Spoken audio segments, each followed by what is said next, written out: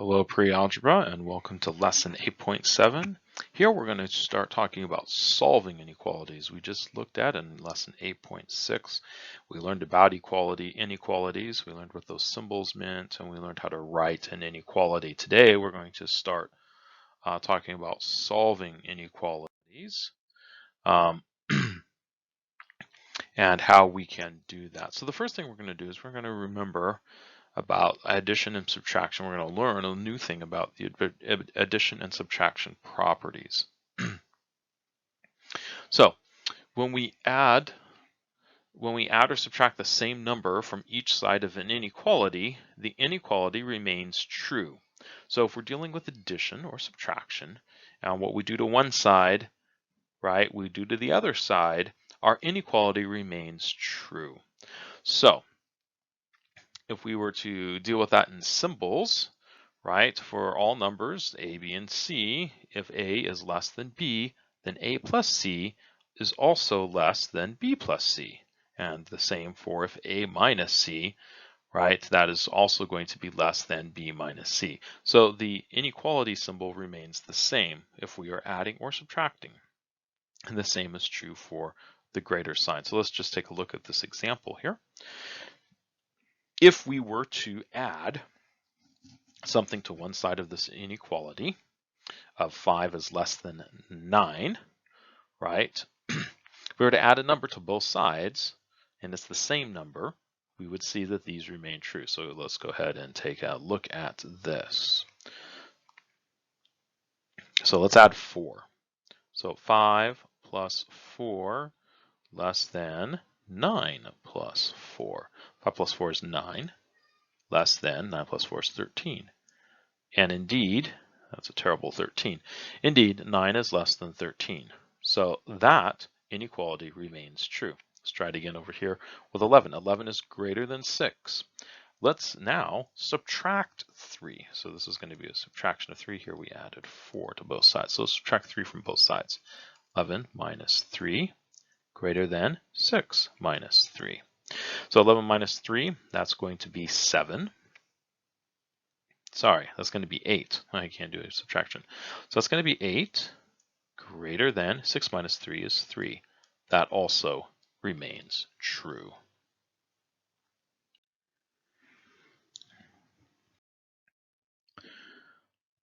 So here is a problem in which we're going to be asked to solve the inequality and then graph the solution on the number line. So we have 3 is less than or equal to b minus 1 1/3. So to solve this, right, we're just going to use some addition and subtraction, properties of addition and subtraction. So we have 3 less than equal to b minus 1 1/3.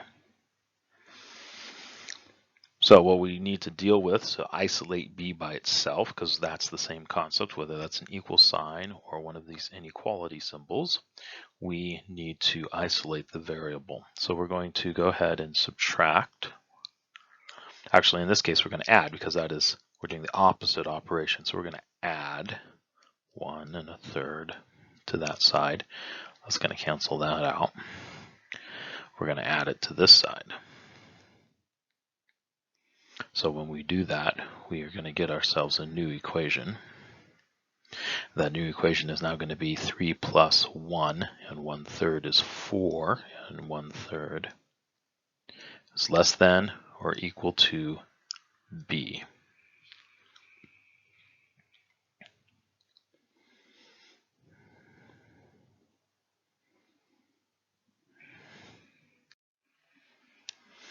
We can then rewrite this. Now notice when I flip it, okay, when I write the b first, notice I have to change the symbol. I just can't copy that symbol because it says that b is greater than, right? If we're reading it on this side, little Pac-Man is eating b. So we got to turn it back around.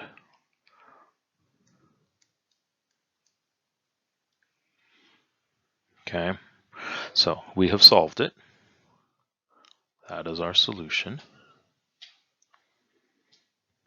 Now we can check it. 3 less than equal to 4, 1/3 minus 1, 1/3. Right, so 4 and 1/3 minus 1 and 1/3, that is going to be 3. And indeed, that is true because we have the equal part, right? 3 is less than or equal to 3, or 3 is greater than or equal to 3. So we checked it here. That works. We can also check it by plotting it on a number line. So if this is 0, all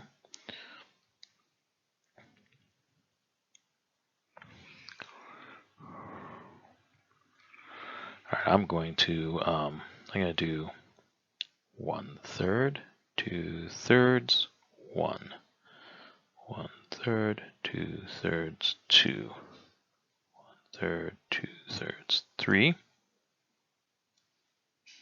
4,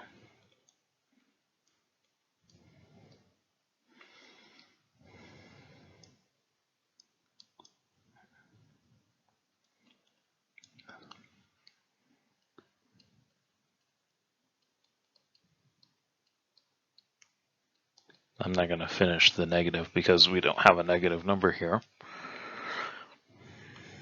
Okay, so this is an equal, right? This is an equal or greater than, or in this case, right? Sorry, excuse me, this is less than or equal to. Now, we need to graph our solution, not our check. So our check is B, any number that is greater than or equal to 4 1/3. So we're going to find our 4 1/3. So here's 4, and here is the third. So we're going to draw a circle. Now, is this an open circle or a closed circle? Well, because it is equal to, it's going to be a closed circle. And then we're going to draw a line, and we're going to run out of number line, but it's going to be any number greater than to the right of our point, including, right, that's what that closed circle means, including 4 1/3. So that's addition. Now let's look at multiplication and division properties. These work very similar when it is particularly when it is a positive number. This works similar to when we have the equal sign. So when you multiply or divide each side by an inequality of an each side of an inequality by the same positive number, the inequality remains true. So just like we can add and subtract and the inequality remains true, if we do the same and it's a positive, if we do the same multiplication or division with a positive number, our inequality remains true. So again, if A is less than B, then A times C is less than B times C. And the same, if A divided by C, if we have A divided by C, that's going to be less than B divided by C, and the same for greater than. Notice this also works for if A is less than or equal to B, and the same if A is greater than or less than B. It works as well. Okay. So let's just try a couple of these. So let's take a number, right? We have 1, -6 is less than 10. So let's take a number and check that. Let's check it with the number 2. So if we multiply, we're going to multiply this one. Let's multiply -6 times 2 is less than 10. Oops, times 2.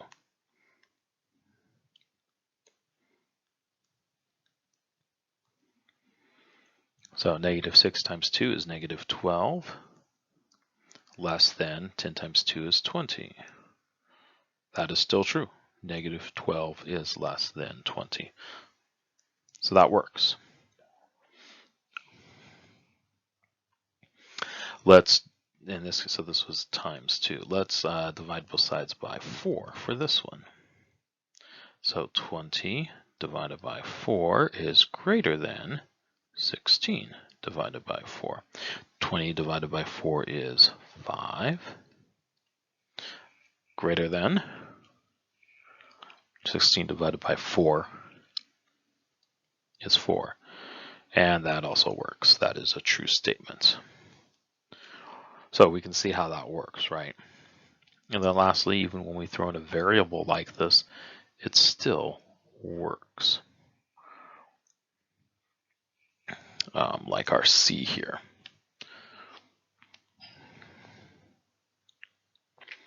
Okay. Now, in this case, what we're going to do here is we're going to solve for C rather than coming up with a number to test this. We're just going to solve for C, but we're going to use the multiplication and division properties. We're going to use the fact that if we multiply something by a positive number on one side of an inequality, the inequality remains, and on both sides of the inequality, I should say, the inequality remains true.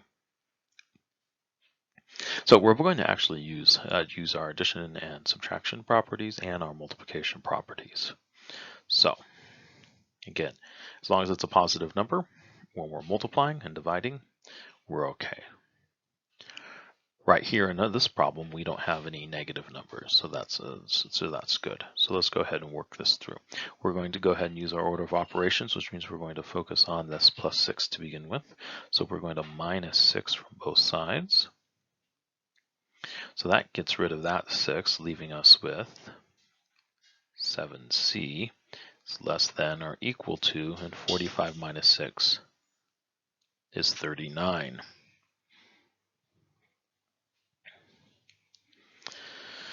Now we can divide both sides by 7, right? Because what we do to one side, we must do to the other side, and we can do it in an inequality when it's a positive number. We're dealing with a positive 7, so we're going to divide it by a positive 7. When we do to one side, we do to the other. So that gives us 1, leaving us with just C is less than or equal to, and then we get our calculator, we divide 39 by 7, and we're going to get 5 4/7. Or we might also need to write it as a decimal, so that's going to be 5.5. So I have to look at my calculator, 71428. And that happens to be repeating, so we'll go ahead and draw our line over it. Right, and that works. So that's how we're going to use multiplication and division properties to help us solve, for instance, for C in an inequality. Now, when there's a negative number, notice the thing we just talked about was for positive numbers. When there's a negative number, we have to flip the sign or flip the symbol. So notice what happens here. When you multiply or divide each side of an inequality by the same negative number, the inequality symbol must be reversed. I said flipped, but reversed is the technical term, for the inequality to remain true. So if we look down here, if A is less than B, right, and we have a negative number involved, then we have to notice we flipped the sign. AC, we still can do multiplication, A times C, but if that C is a negative number, notice it's less than 0, meaning it has to be a negative number. When that happens, we have to change the sign. We just flip it, we reverse it. And notice it happens here as well. And notice it works when it's a greater than or equal to or less than and equal to sign as well. So let's just walk through a couple of these examples as we wrap up here. So here we have a -4 is less than 5. So even if we were to multiply this by a negative number,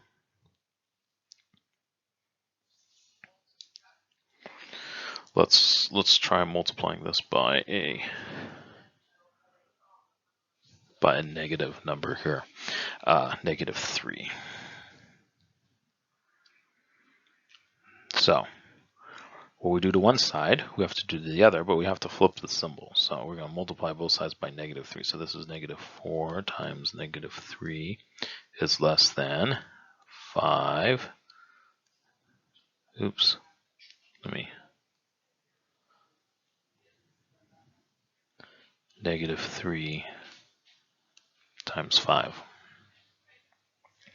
-4 times -3, negative times negative is going to give us a positive number.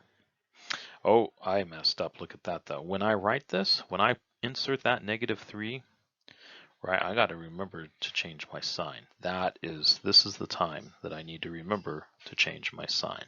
There we go. So -4 times -3. 4 times 3 is 12.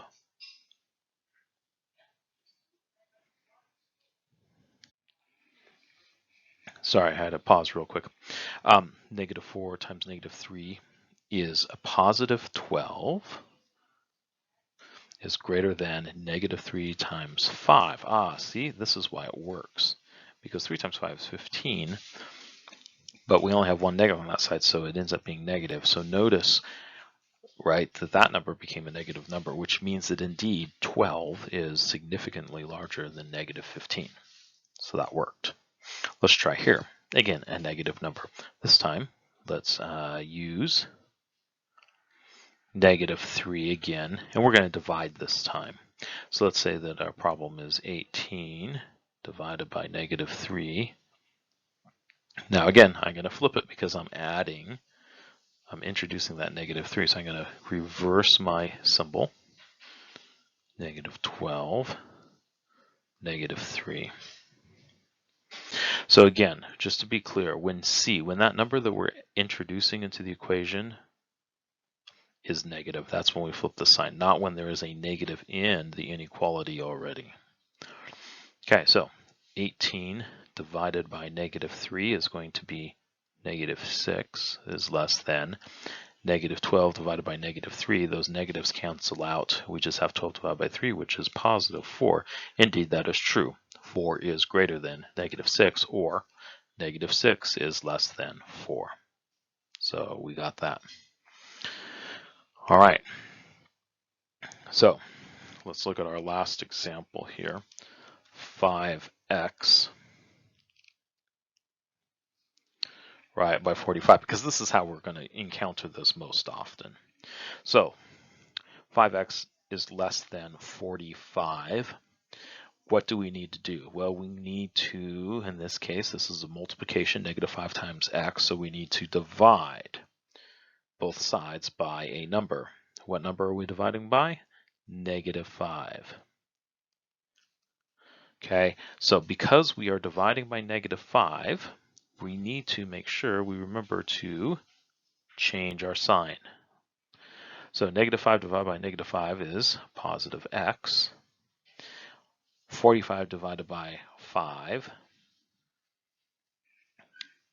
is 9, but we have a negative there, so that's -9. X is greater than -9. We can't check that. We would have to put a number in there to check it. But that is what we're going to do. That's how we solve for x. And that, again, is why I want to point out we added a -5. Yes, it came because we're trying to get rid of this -5, but we added a -5 to our inequality. And since we did it to one side, since we did it to both sides, and we're trying to keep this inequality to remain true, we had to reverse our inequality sign. All right, that's it for today. So this again is lesson 8.7, and so now go ahead and get into ALEKS and complete your homework for lesson 8.7. Again, if you have questions, shoot me an email and I will try to answer them. Have a great day.